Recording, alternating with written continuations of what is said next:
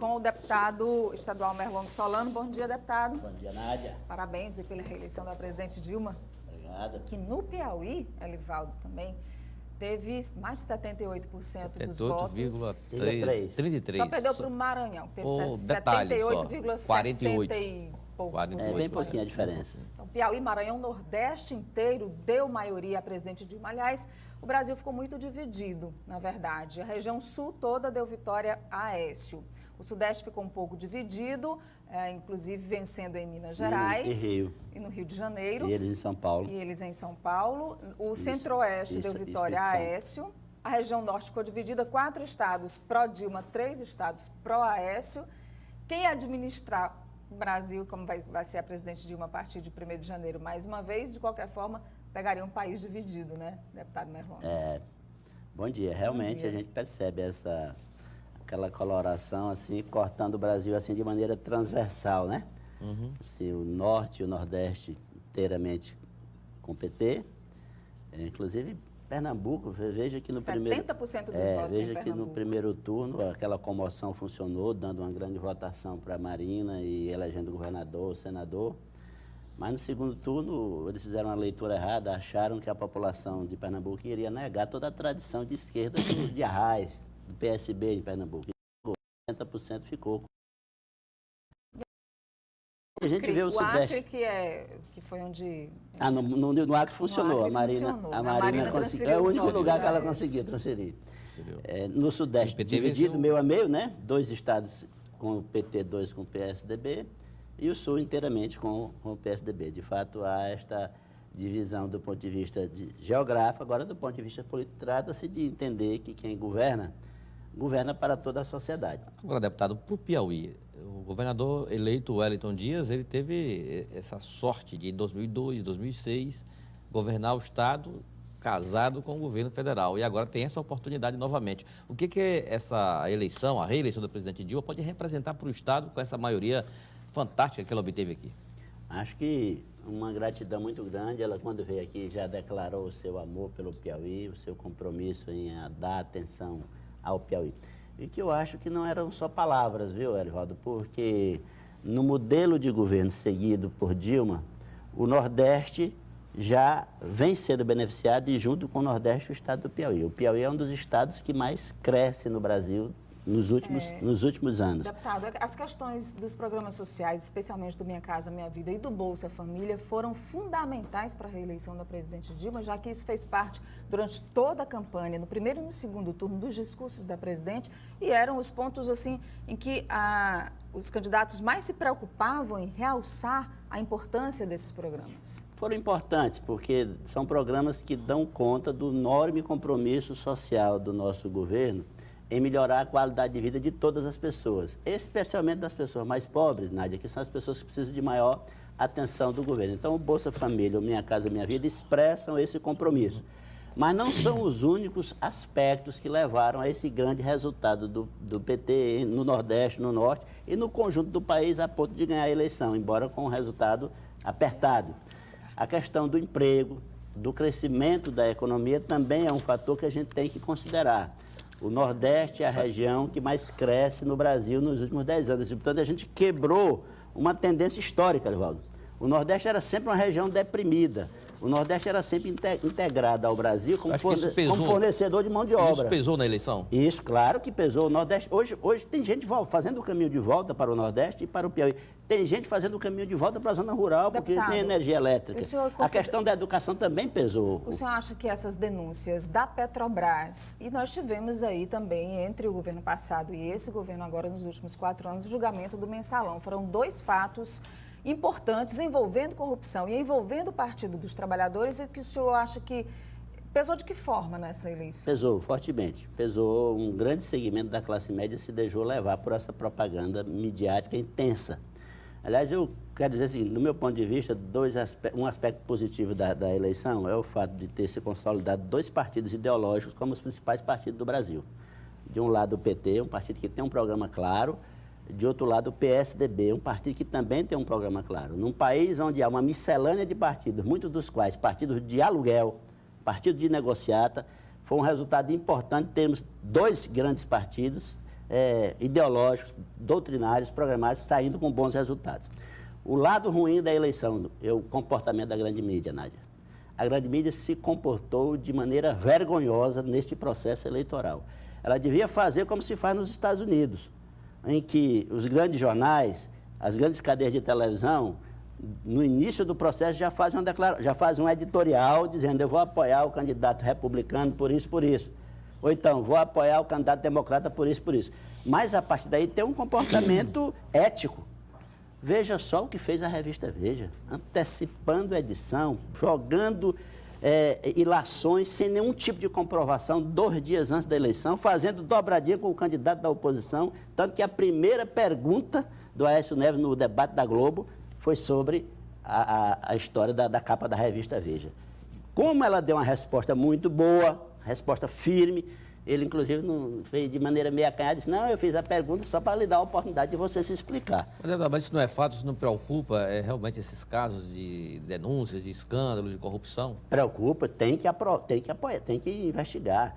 Nós fizemos a Controladoria Geral da União, nós fizemos o Portal da Transparência, a Polícia Federal investiga a tudo e a todos, o Ministério Público tem autonomia, assim como o Poder Judiciário. Temos que intensificar esse trabalho, temos que levar a fundo essa investigação da Petrobras, que se atinge alguém do PT é de maneira marginal, 1, 2 ou 3 pessoas no máximo, atinge gente de muitos outros partidos, inclusive de quem usou essa denúncia contra nós, precisamos levar a fundo essa investigação aí. Quem quer investigar de maneira séria, Elivaldo, não faz de denúncia um palanque eleitoral. Faz de denúncia um instrumento técnico jurídico. Denuncia, investiga, manda para o Ministério Público, manda para o Judiciário, apresenta as provas e bota na cadeia os responsáveis. É assim que se procede.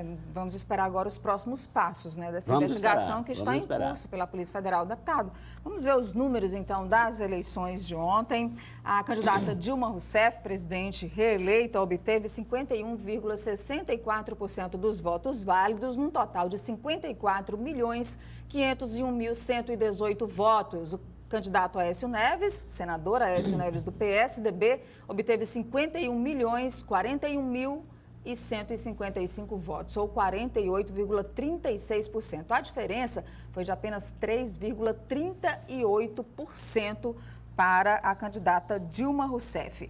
Agora nós vamos ver os governadores que foram eleitos nesse segundo turno, Elivaldo. Já já nós vamos ver por partidos quais os partidos saíram vencedores e fortalecidos. 13 estados e mais o Distrito Federal, 14 governadores eleitos nesse segundo turno. Vamos começar aí com o estado do Acre. O Partido dos Trabalhadores venceu as eleições com Tião Viana, que obteve 51,29% dos votos válidos, e Márcio Bittar, do PSDB, 48,71%, também bem apertada aí a disputa no Acre. Vamos a mais um estado. O Amapá, Valdez Góes, do PDT, obteve 60,58% e Camilo Capiberibe, do PSB, 39,42%. Aí a vitória mais tranquila do candidato do PDT. No Amazonas, venceu José Melo do PROS, com 55,54%, e Eduardo Braga, do PMDB, ficou com 44,46% dos votos. No Ceará, mais uma vitória petista. Camilo Santana, do PT, ficou com 53,35% dos votos, vencendo a eleição contra o ex-ministro Eunício Oliveira, do PMDB. No Distrito Federal, deu a vitória de Rodrigo Hollenberg, do PSB, com 55,56% dos votos, e Jofran Frejá, do PR, ficou com 44,44%. Em Goiás, vitória do PSDB mais uma vez. Marconi Perillo vai para o 4º mandato dele como governador do estado de Goiás. Elivaldo venceu as eleições com 57,44% contra Iris Rezende, que também já é um político tradicional do PMDB, que iria também para o seu 4º mandato se vencesse, com 42,56%. No Mato Grosso do Sul, venceu mais uma vez o PSDB com o Reinaldo Azambuja, que ficou com 55,34% dos votos, e Delcídio, do PT, 44,66%. No Pará, mais uma vitória tucana, Elivaldo. Simão Jatene, do PSDB, venceu com 51,92% e Helder Barbalho, do PMDB, ficou aí com 41,08%. Na Paraíba, PSB fez o governador Ricardo Coutinho Venceu a disputa também contra o ex-governador Cássio Cunha Lima, do PSDB. No Rio de Janeiro, Elivaldo, Luiz Fernando Pezão, do PMDB, venceu o senador Marcelo Crivella, do PRB. Pezão obteve 55,78%. No Rio Grande do Norte, Robson Faria, do PSD, venceu as eleições com 54,42%. Henrique Alves, que é o presidente da Câmara do PMDB, perdeu as eleições. E o PMDB deve, por falar nisso, já a gente vai falar, dirigir mais uma vez a Câmara dos Deputados. Há já indicações fortes para isso. No Rio Grande do Sul, curioso, Elivaldo, que desde que foi instituída a reeleição no nosso país, o Rio Grande do Sul não reelege governadores, né? Venceu o Ivo Sartori, do PMDB, sobre Tasso Genro, do PT. Vitória folgada aí de Ivo Sartori. Em Rondônia, Confúcio Moura, do PMDB, ficou com 53,43% e Expedito Júnior, do PSDB, 46,57%. Em Roraima, deu PP com Sueli Campos, 53,43% contra 46,57% de Chico Rodrigues. Nádia, foi um balanço aqui no segundo turno, nos estados, 3 estados, mais o Distrito Federal. O PMDB elegeu 3 governadores, o PSDB também 3 governadores e PT e PSB empataram. Cada um elegeu 2 governadores, além do PDT, do PROS, no Amazonas e tudo. Mas nesse balanço saíram vitoriosos o PMDB e o PSDB, cada um com 3. Isso, de certo modo, Nádia, equilibra, a meu ver, um pouco a situação política da República. Ou seja, nós temos um Congresso também em que o PT reduziu sua bancada, o PMDB também reduziu sua bancada, o PSDB elevou. Nós vamos ter um Congresso muito equilibrado. Nós teremos os estados também, num momento, um mosaico político também, com um certo equilíbrio. O certo é que o resultado que sai das urnas pode até não usar essa expressão de um país dividido, mas um país politicamente equilibrado. Por falar nisso, vamos ver aí por partidos, então. Você fala do PMDB, o deputado Merlongo, PT também fez vários governadores, 5. fez 5 governadores esse PSDB ano. 5 também. Olha, o PMDB elegeu Renan Filho em Alagoas, Paulo Artung no Espírito Santo, Jackson Barreto em Sergipe, Marcelo Miranda no Tocantins, Luiz Fernando Pezão no Rio de Janeiro, Confúcio Moura em Rondônia e José Ivo Sartori no Rio Grande do Sul. Ao todo, 7 governadores do PMDB. O PT elegeu 5, como a gente falou aqui, Rui Costa na Bahia, Fernando Pimentel em Minas Gerais, Wellington Dias aqui no Piauí, Tião Viana no Acre e Camilo Santana no Ceará. Agora, os governadores eleitos no PSDB também são 5. Beto Richa, do Paraná, Geraldo Alckmin de São Paulo, Marconi Perillo em Goiás, Reinaldo Azambuja no Mato Grosso do Sul e Simão Jatene no Pará. Tá aí os governadores do PSDB. O PSB elegeu 4 governadores, ou melhor, 3 governadores. Paulo Câmara em Pernambuco, Ricardo Coutinho na Paraíba e Rodrigo Hollenberg no Distrito Federal. O PDT elegeu 2 governadores, Pedro Táxi no Mato Grosso e Valdez Góes no Amapá. O PSD também elegeu 2 governadores, Raimundo Colombo em Santa Catarina e Robson Faria no Rio Grande do Norte. O PCdoB elegeu o governador do Maranhão, Flávio Dino, o PP elegeu a governadora Sueli Campos em Roraima e o PROS, José Melo no Amazonas. Elivaldo. Então, mostra um pouco do retrato do país com relação à divisão partidária. Os principais partidos, os mais estruturados, conseguiram um lugar ao sol e equilibraram a situação política nacional. Vamos saber agora como vai ser daqui para frente, ou seja, como o país vai se comportar diante dessa nova situação criada, dessa divisão partidária nos estados e também no Congresso Nacional. Esperamos que a presidente reeleita ela tenha a discernimento para governar com essa situação, ou seja, uma oposição bastante fortalecida, saída das urnas, mas em contrapartida com uma situação favorável do ponto de vista administrativo.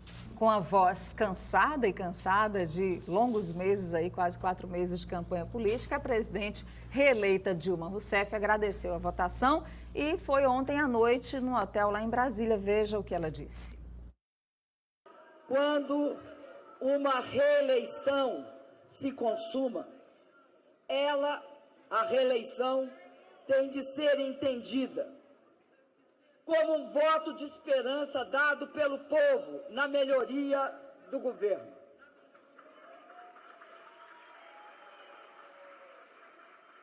voto de esperança é o que é uma reeleição, muito especialmente na melhoria dos atos dos que até então vinham governando.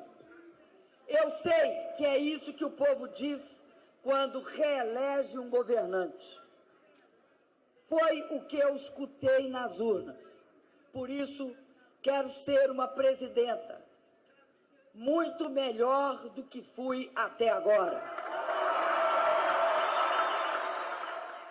E a presidente Dilma, que fez um discurso de aproximadamente 10 minutos ontem, já realmente demonstrando muito cansaço, especialmente vocal, por causa das eleições. Deputado Merlong, muito obrigada pela presença aqui. Continua agora no Piauí aqui a parte da transição, não é, Livaldo? Deputado Merlong acompanhando aí de nome perto. fortíssimo essa transição. Agora podemos falar com bola mais fluente, mais aberta. Acabou a eleição, né? Agora vamos cuidar do próximo governo Wellington Dias, né? Eu soube que o governador vai tirar uns dias de folga, mas acho que será uma Poucos folga dias. curta, né? Folga curta. O Wellington já está ansioso para esquadrinhar todo o seu programa de governo. E o secretariado? Em ações, né? Ah, Livaldo, isso aí eu acho que desde o dia 5 desse mês que ele já pensa nisso, com Governo, certeza. planejamento, fazenda, educação, o senhor?